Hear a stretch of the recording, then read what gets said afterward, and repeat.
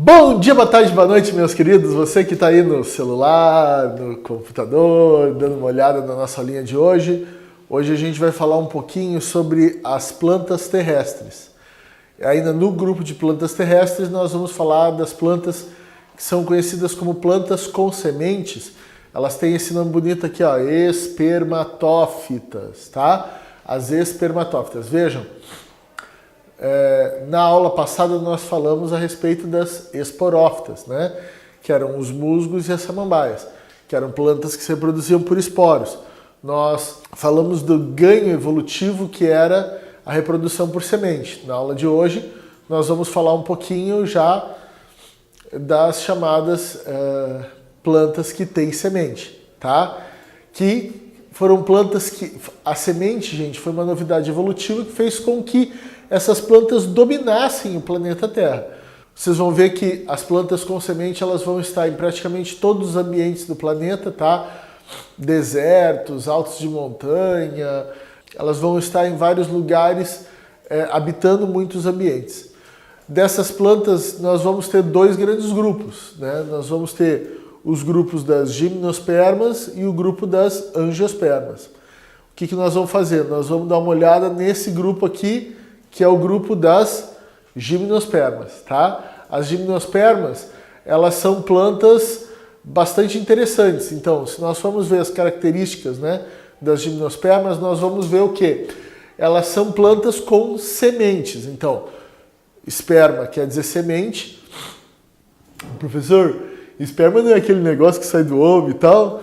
Não, meu querido aluno, veja bem, a palavra esperme, né, esperma do latim quer dizer semente, tá? O homem, o cara que deu esse nome de espermatozoide, ele deu o nome de bichinho semente para aquele negocinho que sai do homem, né? Como se fosse um bichinho que leva a sementinha do homem, tá? Mas também, não confunda o espermatozoide com o líquido espermático do homem. O líquido espermático do homem não necessariamente precisa ter espermatozoide. O homem que faz vasectomia, ele tem o líquido espermático, mas ele não tem espermatozoides, tá? Vejam, então, esperme quer dizer semente. Então vamos lá. Características das gimnospermas. Primeiro, a presença de sementes. Segundo, elas são plantas traqueófitas. Ou seja, elas são plantas que possuem elementos de transporte de água. E o elemento de transporte de água da gimnosperma, gente, é esse daqui, que é o traqueíde. O traqueíde, ele tem uma característica muito legal. Ele é fininho e tem uma parede grossa. Veja, olha aqui, ó, você está vendo aqui um traqueíde e você está vendo aqui um elemento de vaso. O elemento de vaso, ele é a estrutura de transporte de água das angiospermas, tá? E o traqueíde, ele vai estar nas gimnospermas e também nas angiospermas, mas ele é típico das gimnospermas. Isso daqui vai dar uma diferença de ambiente muito grande para essas duas plantas. Por quê? Você já deve ter ouvido falar que geada queima planta, né? Isso, meus queridos, é uma mentira. O que acontece? A diferença é a dessas duas células aqui. Uma planta que tem um elemento de vaso, ela é uma planta que tem uma estrutura grossa, larga, cheia de água, com a parede relativamente fina. Quando o elemento de vaso cai a geada, a água dentro do elemento de vaso congela. Todo mundo sabe que água congelada, ela aumenta de volume. Você já deve ter botado uma garrafa de Coca-Cola no freezer, esqueceu lá e ela estourou, alguma coisa assim, certo? A água congelada, ela aumenta o volume. Então, quando você coloca a geada em cima de uma planta que tem elemento de vaso, essa parede do elemento de vaso, ela é dura como a garrafa de vidro de Coca-Cola. A água se expandindo dentro dela, a parede quebra, a parede estoura. Já o traqueíde, ele tem uma parede grossa e fininha. A água vai se expandir, mas não vai ser o suficiente para estourar a parede. Então, plantas que têm elemento de vaso, em geral, não são resistentes à geada. plantas que têm geada, neve, plantas que têm traqueídeos são. Então imagina assim, ó, eu tenho aqui um alface, tá? Agora começou a nevar. Ah, que bonitinho, ó, tá vendo? Tá nevando em cima da alface. Agora olha só, a neve caiu em cima da alface. A minha alface queimou? Não. Vocês já perceberam isso? A geada cai em cima da planta, a planta não está queimada. O que vai acontecer? Agora a neve foi embora. Depois que a neve foi embora, é que a minha alface começa a ficar amarelada, queimada. Tá? Por quê? Porque os elementos de vaso da alface estouraram, ela não tem mais como transportar água, aquela parte sem água seca, morre. Tá?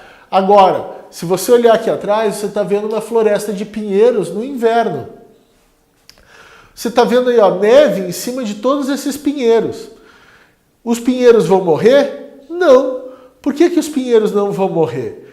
Porque eles têm os traqueídeos e eles são resistentes à neve. Beleza? Então é uma característica importante. Vamos lá de novo, né? Características das gimnospermas. Nós vamos ter então a presença de sementes, nós vamos ter os traqueídeos como os elementos de transporte de água.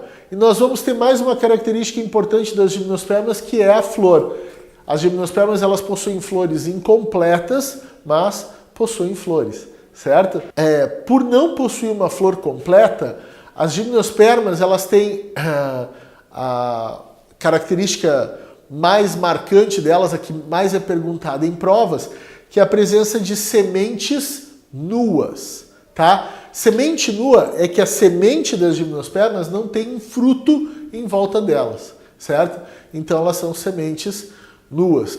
Nós temos alguns grupos, quando a gente fala em gimnosperma, gente, logo vem na cabeça de quem já teve essa aula o pinheiro. Então, os pinheiros são aí provavelmente o maior grupo dentre as gimnospermas, tá? Então, as principais divisões das gimnospermas seriam as cicadófitas, né? Que está aí essa planta bonita, muito usada ornamental, que são as cicas, tá? As ginkgófitas, tá? Que está aqui essa planta também muito usada como ornamental no Brasil, só que ela vem da China, que é a ginkgo biloba, tá? Ela tem essa folha muito legal em forma de leque, tá? E é uma planta que dá para fazer um monte de chazinho aí. Aqui no Brasil não, tá? Você teria que importar o chazinho da China.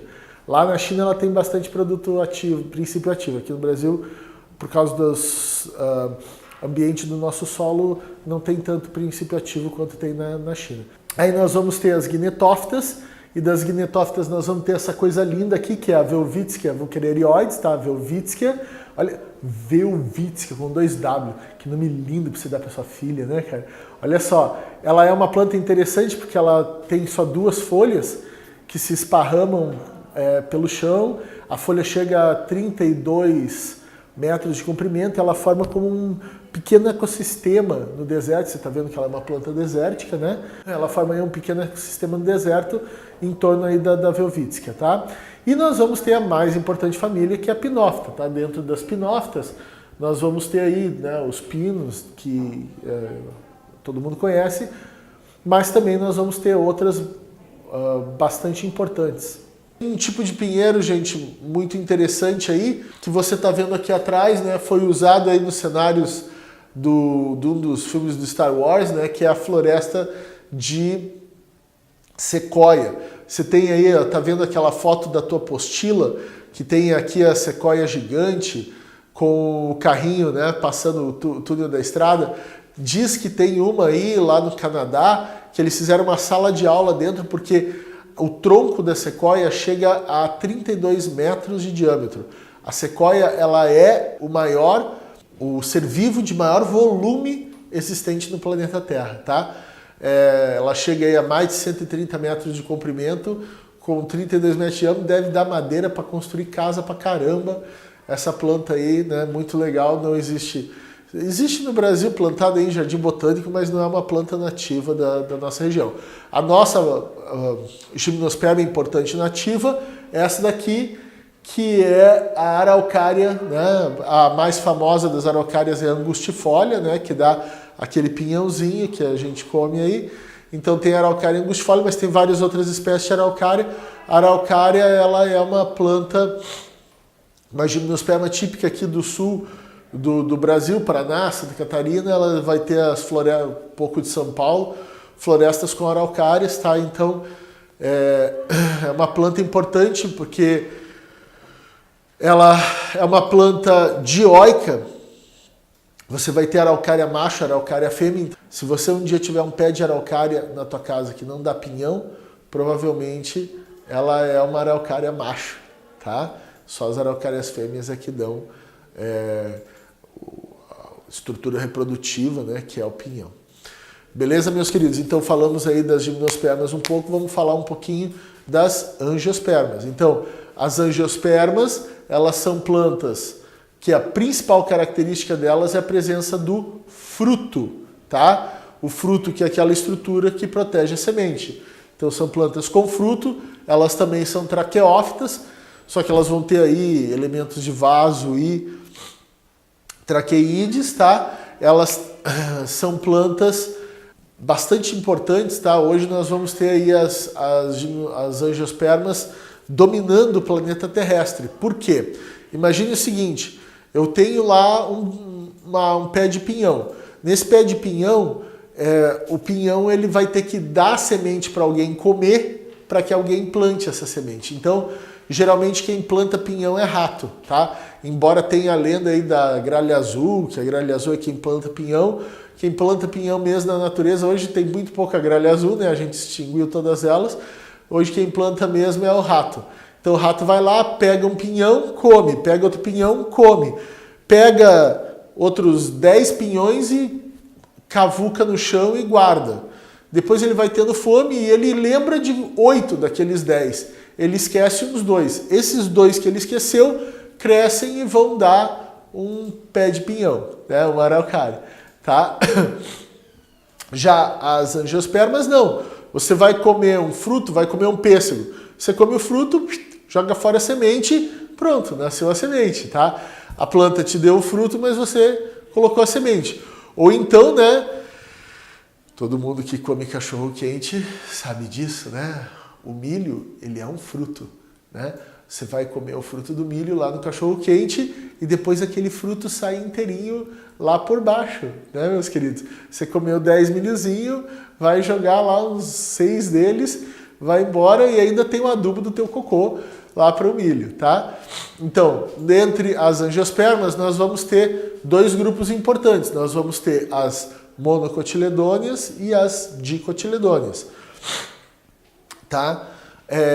Nas monocotiledôneas, nós vamos ter algumas plantas bastante interessantes, como os coqueiros, o milho, a cana-de-açúcar, tá? Que são plantas chamadas de monocotiledôneas. Nas dicotiledôneas, nós vamos ter aí várias plantas que a gente também usa bastante no dia a dia, o dente de leão, abacate, pêssego, uva, várias plantas que alface, tá? Várias plantas que a gente usa no nosso dia a dia são dicotiledôneas, tá? Nós vamos ter aí, basicamente, nossa alimentação, ela está em cima de angiospermas, tá? Arroz, trigo são monocotiledôneas, feijão, soja são dicotiledôneas, tá? Milho, monocotiledônea. Então nós vamos ter aí a nossa alimentação basicamente hoje em cima do amido armazenado das angiospermas, tá? Então, meus queridos, né, a gente está dando aí uma geral nesses grupos, né? Não vamos entrar direto nas características deles, tá? Porque elas não caem para vocês. Vocês só precisam conhecer esses grupos e saber reconhecer seus principais representantes, tá? Isso é mais ou menos o que vai cair para a prova de vocês. Beleza? Nas próximas, né, falamos das plantinhas nas últimas 2 aulas. Nas próximas 2 aulas nós vamos falar dos bichinhos. Beleza, meus queridos? Um beijo, até a próxima.